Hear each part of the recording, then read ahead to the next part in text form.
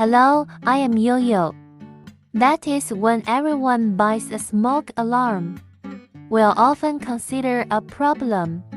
It as the smoke alarm I bought myself.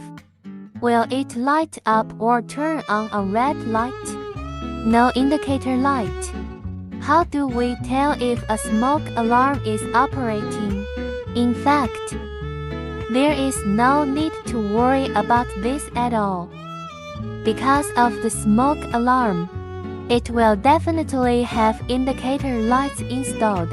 Generally, an indicator light will be configured on this side.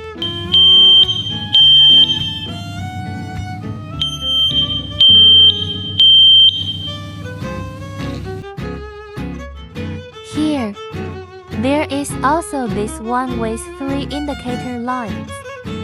Because if there is no indicator light, even the designer cannot know what state the product he designed is in.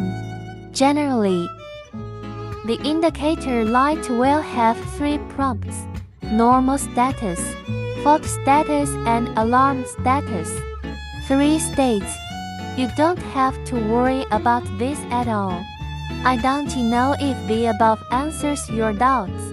If you have any other doubts, you can leave us a message in the message area.